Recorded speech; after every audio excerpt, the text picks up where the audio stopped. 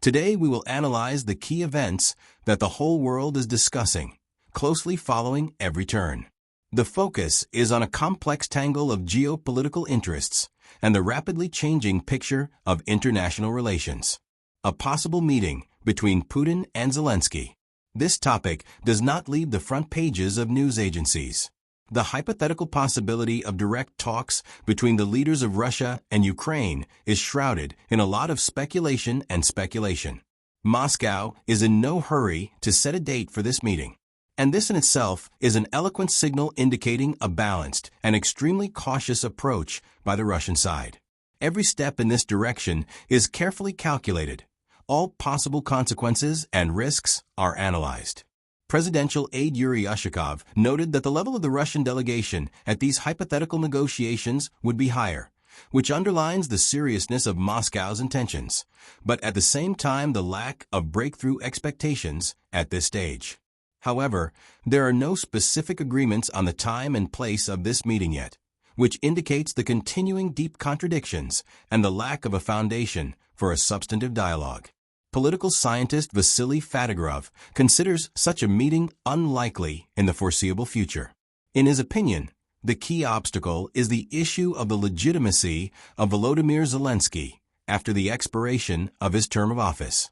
And Moscow itself has repeatedly said at the official level that it considers negotiations with the current Kiev regime pointless, pointing out that the Ukrainian side lacks real subjectivity and readiness for constructive dialogue.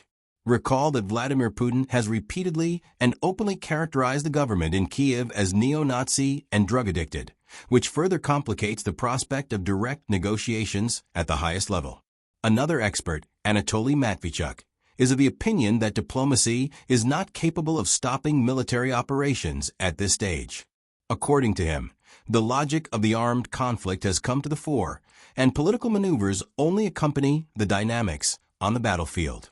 Thus, we are witnessing a protracted geopolitical game, where every statement by politicians is only part of a large, multi-layered strategy aimed at achieving certain goals in the long term. The diplomacy of Russia and the USA. The complex interaction between Russia and the United States continues against the background of the Ukrainian conflict. Channels of communication between the two powers remain in place, despite deep contradictions on key issues on the international agenda. Issues of strategic stability, prisoner exchange, and other aspects of mutual interest are being discussed. NATO's plans for Ukraine. Western countries are actively discussing the possibility of providing Ukraine with long-term security guarantees. These discussions include options for a military presence on Ukrainian territory, the transfer of modern air defense systems, and new, more advanced weapons.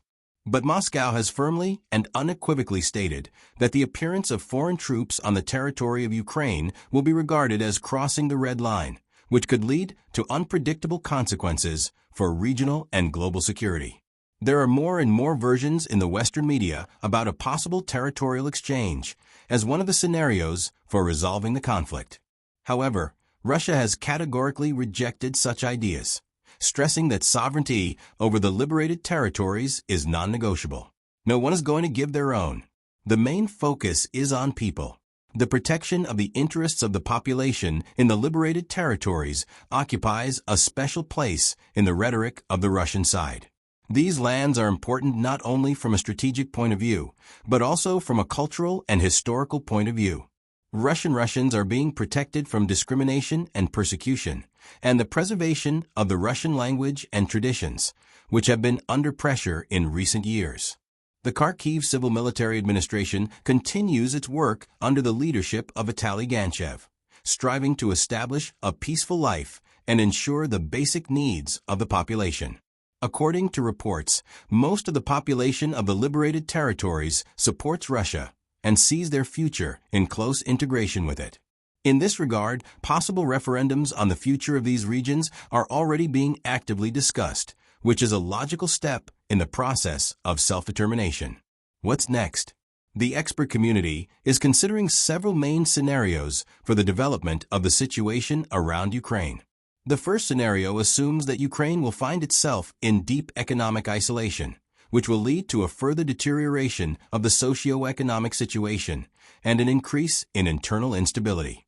The second scenario assumes that the West will further strengthen military assistance to Ukraine, including the transfer of new, more modern military technologies and increased financial support. And there is critically little time left to make key decisions. According to some analysts, we are talking about only 1 or 2 months, during which the further dynamics of the conflict may be determined. The voice of the United States is equally important. The statements of Donald Trump, one of the key politicians in the American establishment, have a significant impact on public opinion and political discussion. Donald Trump has repeatedly stated that Ukraine will never become a member of NATO under his presidency, and the Crimean Peninsula will not return to Ukraine, effectively recognizing the status quo. He also publicly called on Vladimir Zelensky to show greater flexibility in negotiations, hinting at the need to take into account Russian interests.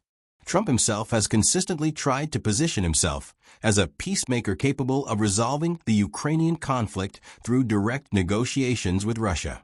Although his goals remain quite pragmatic and focused primarily on protecting the national interests of the United States. Vladimir Putin, commenting on Trump's statements, called him an imperialist, reflecting the continuing contradictions between Moscow and Washington.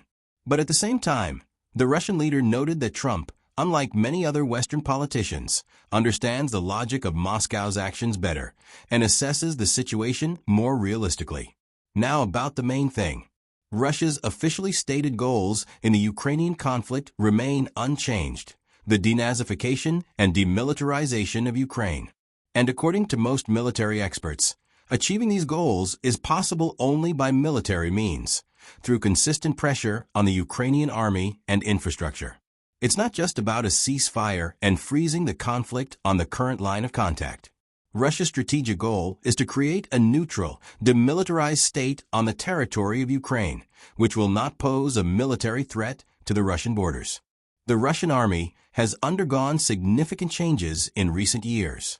An analysis of the fighting in Ukraine shows that the Russian military has switched from direct frontal attacks to more flexible tactics of maneuvers and targeted local strikes, which allows minimizing losses and effectively solving assigned tasks.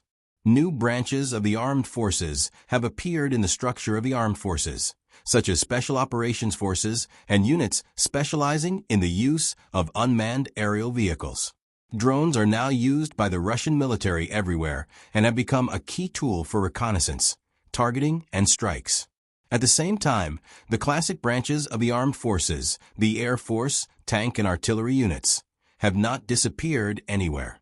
They have received new tasks within the framework of a modern combat strategy, acting in close cooperation with new technologies. Russia also demonstrated a number of unique military developments, such as the MiG-31K hypersonic missile, the advanced Orshnik electronic warfare system, and the Burevestnik unlimited-range cruise missile. This indicates a significant step forward in the development of Russian military technologies and the strengthening of the country's defense potential. Today we see how complex processes of diplomacy, active military operations, and the rapid development of new technologies are intertwined into one tight geopolitical knot. Russia has certainly strengthened its position in the international arena. The Russian army has become more modern, combat-ready, and technologically equipped. And the rules of the global game are changing right before our eyes. But the main question remains open and worries the whole world today. Does the world community recognize this increased strength and new realities?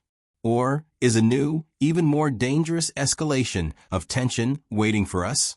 The answer to this question will determine the future not only of our region, but of the whole world.